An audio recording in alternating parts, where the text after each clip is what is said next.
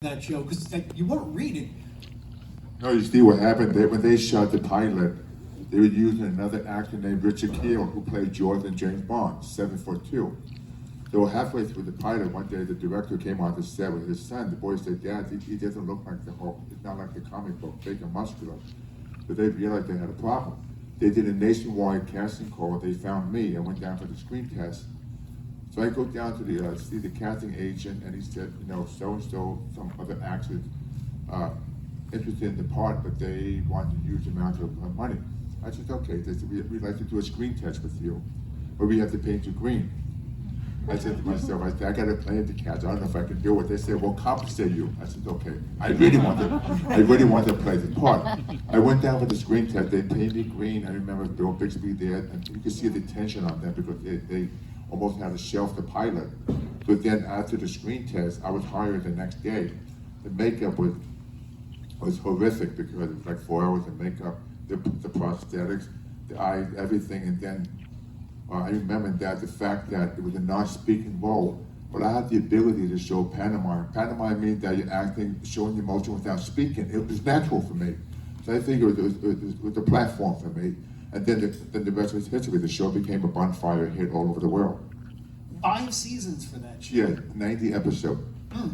And around that time, too, there were a lot of superhero shows on. We had Wonder Woman was on, $6 Million Man, Bionic Woman. You kind of go... But Captain America and Spider-Man failed as a TV series. That's true, yeah. So I was lucky because I remember when I finished doing the 2 pilots for the Hulk, that I was hoping that would get picked up with a series. And they told me that if anything happened, they'll go on VHS, like Beta, at the time Beta. But I remember when I gave up, I was training for the 1977 Mr. Olympia, which I was slated to win. But it was a dream of mine, but I decided I can't have the 2. So then I decided to go all out to do the 2 pilots. And then in November, when they aired the first 2 shows, the phone rang, the director said, the producer said, it got picked up with a series. Wow, I mean, it was almost like an avalanche. I mean, I couldn't even walk down the street covering my face because the way I walked, everybody identified. They said, "There's the Hulk," and all over the world, every country embraced the Hulk because because he's green and it's kind of like a neutral color that everybody embraced. It's amazing. I had a chance to travel to all over the world, like South America, different countries. They just worship the Hulk. Now we're talking about 40-some years later. It's still the most biggest iconic character. And that show had such heart. The story, I mean, it was really well written and great stories. Well, the nice thing about this series, every episode had a laser compelling message about life. You learned something when you watched the show. It was real. It wasn't CGI, because today there's so much emphasis on CGI. I mean, rockets, people they're flying in space. But the time I filmed with Bill Bixby, and Bill was wonderful, an actor. And he showed that genuine side of him. Like when you see the show, you wish that if you see him, you want to take him in your house. And that poor guy got beat up like every episode. And it wasn't me. In the run of the series, you really only had 3 scenes with Bill. Is that right? I think only, but that's for the King of the Beach, and then the marriage sequence. The dream sequence called the marriage show, and then one other episode, yes. I think if we do a couple more questions, and then we do a sure. Q&A with them. But by the way, before I continue, I just finished the last 6 months. I've filmed a huge miniseries called The Offer. It's making of The Godfather. It's going to be on Paramount Plus, April 28th. I play Lenny Montana. He's the hitman. But we have actors of the show playing Jimmy Conn, Marlon Brando, Frank Sinatra. It's a great period piece. So if you get a chance, check it out. You'll enjoy it.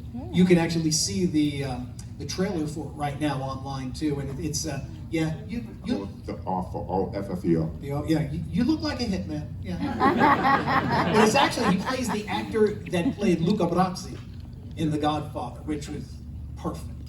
And if you have any questions, please line up. We'd love to have you ask questions of Lou, because people have been hearing me all day and we're just sick of it.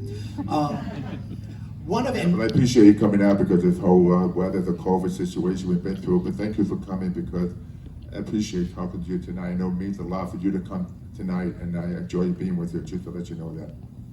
When you got into acting, did you have any role models that you were looking to? Well, I never really told anybody I wanted to be an actor because at the time I was overcoming diversity. I had the hearing, the speech issue. I had a severe speech impediment. This is like when I first moved to California because of my hearing loss. But I've changed all that. But I've always admired Sean Connery, who played James Bond. I've always liked Burt Lancaster. I've always admired those actors because it was a real masculine. But I didn't want to tell people because they were laughing at me because back in those days, you never saw a bodybuilder become an actor. I was the first one. They, of course, got Arnold, Sylvester Stallone. But in those days, kind of like I just kept it to myself. But I had a lot of different dreams. I wanted to play Hercules. All the dreams I've had, I made it happen. It's interesting. Mm-hmm. I got to see those Hercules movies on $1 Million Movie on Channel 9. Yeah, it was fun because I had a chance to go to Rome, Italy right after I finished filming this TV series. But we filmed it with the ruins in Italy. It was great, the costume, it was great. As a matter of fact, I had the best tan in my life. When you stay in Italy for 2 or 3 months, you have a golden tan. Yeah, so it just fit right in for the part. Okay. Anyone, any questions for Lou? Don't be shy, come on. He will not turn green and jump. So anyway, I was going to say too, when I was a kid, I used to read a lot of comic books because I wanted to escape the pain because of my rejection and everything. And then eventually I discovered bodybuilding, muscle magazines, so it transcended from that. But I remember when I was very young, the comic book said written by Stan Lee. I thought it was just some kind of a ghostwriter. But one day on the set, when I was filming the second season, they said the man on the set, he wanted to meet you. His name is Stan Lee. I said, Stan Lee, are you joking? So Stan comes up and Stan goes, look at you, why don't you work out? What's wrong with you? He was kidding with me. I said, wow. I said, but if it wasn't for Stan Lee, I wouldn't be what I am because it started before I got involved in bodybuilding. I mean, he created the Marvel Universe. And Stan Lee, I don't know if you know this, when years ago, he went bankrupt twice, and sometimes Stan Lee would go to a party, and people asked him what he did for a living. If he told them, they walk away from him, because it was an embarrassment. But this man had this passion that he just loved the comic book heroes, and look what happened. Mm-hmm. Hey, got a question? It's actually not so much a question, but I've seen you talk every time you've been at Pensacon, and I am a mentor for a couple of groups in my college. And I have shared some of the stories that you've shared while you've been here, and you've been such an inspiration to my mentees and everything. And I just really wanted to say thank you for just being so willing to share your story and so willing to talk to us and answer our questions. And I just really appreciate it. Thank you, I really appreciate it. Thank you. You do really. I mean, Hulk is worldwide. You must have people all over the world just either trying to contact you and just get some stories. Well, it's interesting. When I began the Hulk, I took that character, and because of my physicality, being the bodybuilder champion, I was able to keep it alive because I've done over 5 TV series and over 40 films. But I've always made sure that the Hulk would get the most attention because the fact that a lot of actors have done TV series, they just fade away. But my situation, I was typecast at the beginning. But it didn't bother me because I just loved the character. But now you could change that. It depends on your acting ability. But it's amazing because I've always embraced that character. Because some actors are embarrassed, they don't want to talk about the series, they don't want to be, recognized for that. I think it's a lot of both because if you feel that way, then don't be in the business. You're an actor, you're playing an acting part. That's why eventually I ended up doing comedy like King and Queen, and then the movie I Love You Man because I had a chance to play myself. They're trying to sell my house. So all of that, I enjoy doing television, being in front of a live audience. I just like the fast pace. And feature film, you do a feature film, you have more time.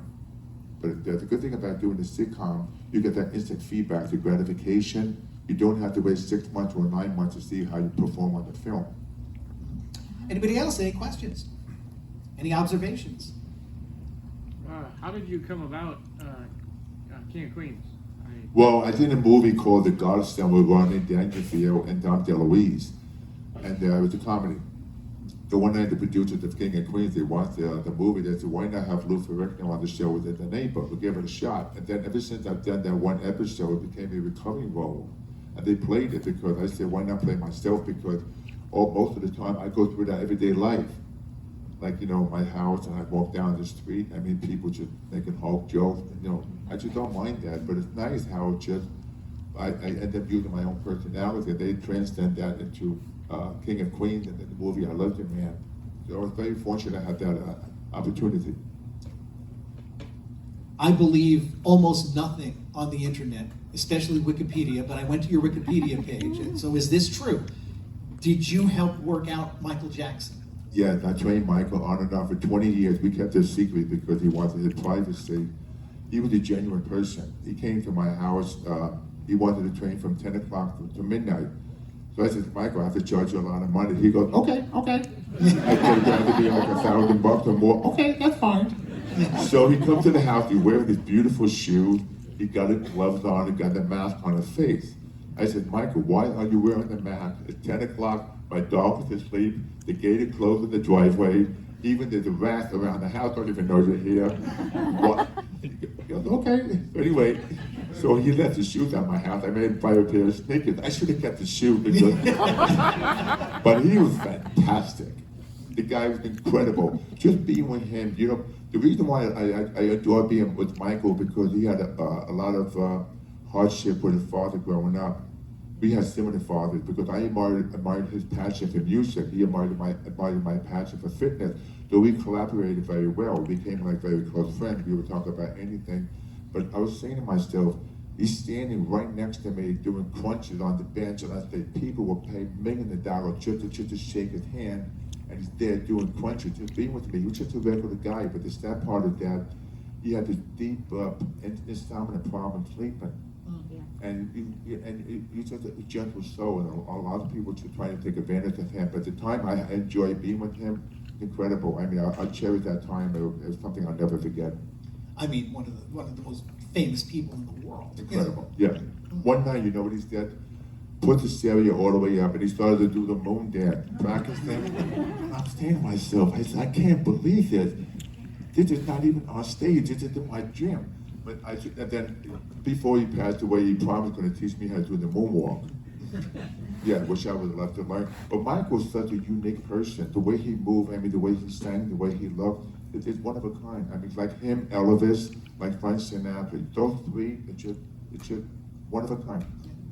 Well, for fitness, you know, for an old guy, you still look pretty good. You still do the whole routine? I'm 70 years old. I work out 3 or 4 times a week. I do 30 minutes of cardio. I do light weights just to get a pump. I still train the same, but not as heavy. I do everything in moderation. I've had both knees replaced, both hips replaced.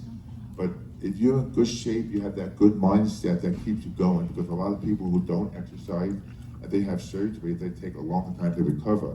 But the tough time we have now, people that are not in shape, especially with the COVID, they end up going to the hospital, going on ventilators. It's sad because we lost so many people. That's why it's important, though, to pay attention to your own body, yourself. Do some kind of exercising, eat healthy, take the vitamin, and be strong about it because, you know, we're in a tough situation now. A lot of people have let it go. Just they're stuck in the house. Yeah, you come home and the body back from the hospital, and you're in the hospital, you can't even have people visit you. You have to go on Skype. I mean, how sad that is.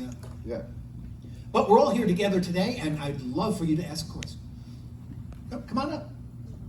Oh, you can too. Line up. Hello. How are you? How are you? I'm good. I'm a little starstruck, so. Okay. Yeah, so I wanted to let you know that your show was something that I watched as a little girl, and it was kind of a safe place. So I thank you for that. That was special for me growing up. But I wanted to ask you, did you have a favorite episode or scene that you did from the Hulk? Yes, it was called King of the Beach. It was my first acting role at the Bodybuilder, trying to raise money for the restaurant. I had a chance to play myself with the Hulk. It was fascinating because I had a chance to show myself as an actor. But it was a wonderful scene because you see a split screen of me and the Hulk because I had to film 2 separate scenes. That's one of my favorite scenes because it was the first time of my debut as an actor. And all my friends were in the film. The Bodybuilders had a chance to have them be in the film. It was a wonderful celebration. It was, as a matter of fact, it was the highest rated episode of the 5 season. Thank you. You're very welcome.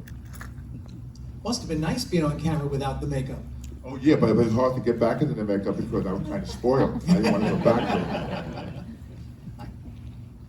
You think you're going to do any cameos in the Marvel movies with the I'm hoping to do more than a cameo. Maybe like something similar to like what Samuel Jackson does. Play Fury, where I could be in the film, maybe like an authority figure, maybe some kind of a god, maybe some kind of a general or something. That's what I'm looking to do. So I really want to be part of the Marvel Universe because it started with me. And I figured why not be part of it. I think they're going to do one more Avenger movie. And maybe the last one. You do have the best line in the Avenger movie. Yeah, purely God, right? Hey, this isn't so much about the Hulk, but I'm more interested in like your bodybuilding history. How was it like training physically and mentally for your Mr. Olympic competitions? You mean the training? Yeah. It was tough because in those days when I was 23 competing, we didn't have the equipment we have now. Like for example, we ate a low-calorie diet. We would just train, maybe try to train 2 hours and then conserve our energy. But in those days, we didn't have money. Like for example, bodybuilders today have endorsement. It's much easier to work out and have good gym equipment. So I had to improvise a lot in those days. I had a job. I was a sheet metal journeyman, a steel worker. From 8 a.m. to 5 p.m. I would come home from work, eat dinner, and then go to the gym and train. And then drag myself out of bed every morning. It was tough. But the thing is, it was my only way to survive. I had nothing else. I didn't want to be anything else because to me, that was my passion because people, condone me. They say, why are you bodybuilding? You're not going to make any money. They laugh and they say, gay sport, all kinds of names. I didn't care because I just loved it. So that was inbred in me. I just stuck with it. I just kept doing it because I know it gave me a wonderful sense of security with myself. And having that ability to be a world champion, you have to love pain. That's the way you from the man to the boy. You have to put your mind to it, no matter what it takes. You have to do 5 more reps to failure if you want to have that kind of physique. That's a choice I had to make because if I haven't got that, I wouldn't be what I am. I want to be the best. So, like you, when it came to training, be the best and train the best within yourself without hurting yourself and listen to your body. Thank you. I also have one more. Whenever you were like meeting up with Arnold and stuff, how was like the relationship? Was it like a love-hate? It was okay because at the time I knew I couldn't defeat him because I was training for 8 weeks. I was training for the Superstar competition. And Arnold's my idol. I was very honored to be on stage with him, to the two of us. Because I went from Teenage America straight up to Miss Olympia competition. And so it wasn't for him, I wouldn't be I am because he broke down the barrier for the tall man to compete. It was great, we have fun on stage. And so we see each other from time to time now. That's cool. Thank you. I appreciate it. Mike, and you can move that mic down if you want to. Hi, I just wanted to say that you were a terrific weatherman a couple of years ago. Thank you. I should do the weather today. Tomorrow's going to be 42 degrees, buddy. And my best friend, she came and got a autograph photo of you for me, and I was the one named Mary that you signed. And thank you. My It's a pleasure, thank pleasure you. to meet you. Thank you. Hi, I'm Bethany. This is my place, and I was born and raised here. And I just wanted to say thank you so much for being here and taking the time to come to little old Pensacola. And I just wanted to ask, when you aren't acting or doing something, what are just passions that you have or things that you like to do just on day to day, week to week? Like, what do you love to do? Well, I have so many things to do, but the one thing that's so important for me now, you can't buy time. For example, I love to do competition shooting. I've been a sheriff for 17 years. I love to do competition shooting, like with air gun shooting. Yeah. I have a big shop. I build a man cave. I like to make small furniture. I love being productive because I'm not the kind of person to sit on the couch, watch movies, watch TV, eat popcorn. That's not me. I mostly want to be active because I wasted so many years when I was young because I had a severe relationship with my father. And he always convinced me, you can't, very negative, the police officer. So a lot of time I was sitting on the couch for many, many days and just look out the window to see other friends of mine dating girls, wearing nice clothes, and then, I was poor, I had nothing. And I kept looking at that and just wished for a better life. That's why now, because of my life situation, I find everything I can to fulfill myself, to be productive. I wake up in the morning and say, what can I do every day? I just don't want to waste any more time because you can't buy time. I can't do today when I'm turning 90, 95, so I try to enjoy my life much as I can now and enjoy the good people I could be with, the good friends, and find the best in people and not to deal with the negativity. Because find the best in people, and the people, for example, or the naysayers, just keep it to a minimum. I hope that everyone here got that message and that ambition is Yeah. very attractive. And the most So, important thing is anybody that have a passion, embrace the passion. yes, That's so important. passion and ambition. Yeah, that moves I love mountains. that. That's better than anything. Because I've seen so many people have trained. They have so much money, billionaires. They were miserable. People that was there become rich families. They're born on a silver plate. They had no sense of it. They started taking drugs to escape their insecurity, their misery, and everything. So that's why it's important, though. It's not what you have, how much money you have, what you have inside of yourself, the passion, and to respect yourself. That is so important. It's more important than anything in life. Thank you so much, Irene. You're welcome.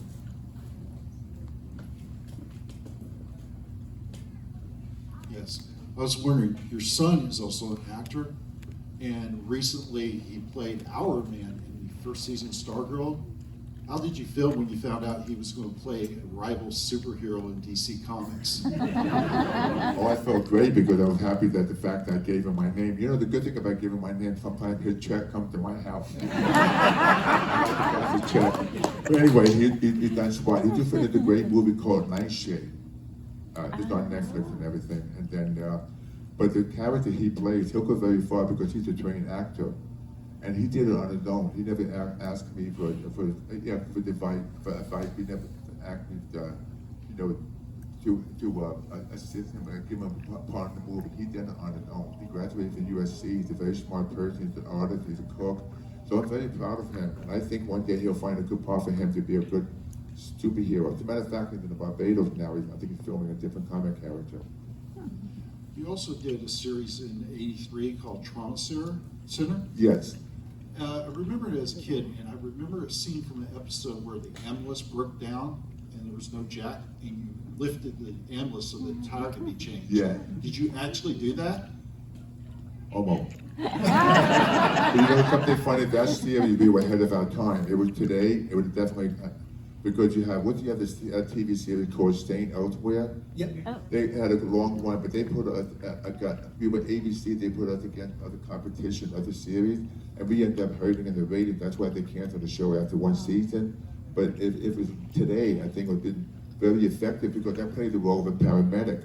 The beauty about that show, most people don't realize the power of what paramedics do. We keep them alive from the hospital, from the surgeon, I'm sorry, from home to the hospital. They keep these people alive, and they don't get the credit like surgeons. So it's interesting, I spent a lot of time with these paramedics and realized how to do the tracheotomy, for example, the blood pressure, bleeding situation. It was a fabulous show, but I like how they brought my personality to it because my partner was Alfie Wise. He was like 5 foot tall. So the two of us driving the ambulance, that was a fun show. Thanks, sir. You're welcome. So when are we going to see The Offer? When does that release? April 28, Paramount Plus. All right, we're looking It's a forward. $150 million miniseries, a huge production. But what's interesting, the sad part is that I couldn't have friends or people visit me on the set. So every time I go to the set, they would have a COVID test me before you go on the set. So one morning and one other set, they put the Q-tip on my nostril to do a COVID test, 5 a.m. in the morning. 5:10, they come back and say, you tested positive. I said, wait a minute. I said, let's do it again. 5:20, the Q-tip goes way up the nostril again. Come back positive. I said, I'm not leaving. I said, you need to do it one more time. 10 minutes later, I hear a knock on my door. The door opens slowly. He says, no, we tested negative. We made a mistake. Get out of here. Get away from me. Oh, wow. I had to tell you a funny story to remind you of something. When I filmed The Hulk, sometimes we film in different locations. The one time we had to film in New Halls in the mountain, the way out in the country. So this was like maybe 4 a.m. in the morning. So we had the catering truck. Usually they made me like a 10-egg omelet for breakfast. So the catering came to me and he said to me, we have to leave in 15 minutes. What would you like to have for breakfast? I said, the typical 10, 12-egg omelet. So he makes the omelet and then he brings it to the motorhome. And he said, we have to leave. I said, put it outside on the step. I'll retrieve it later on when it cools down. The truck takes off.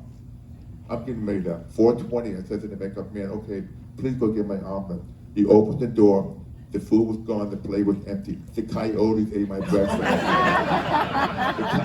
I couldn't eat at 2 o'clock afternoon. I'm sitting on the trail. I'm saying to myself, this is 4:30 in the morning. I'm getting painted green. Had no breakfast. And the makeup guy looking at me and saying, I think I better leave because I think you're going to honk out on me. All right. Well, anything else? Anyone? Well, then I think we'll leave it right at there. Thanks so much for coming back and visiting us here. Thank you. I'll be downstairs at G5. Thank you so much for coming. I love you all. And remember, once again, health is the greatest wealth, and embrace your passion.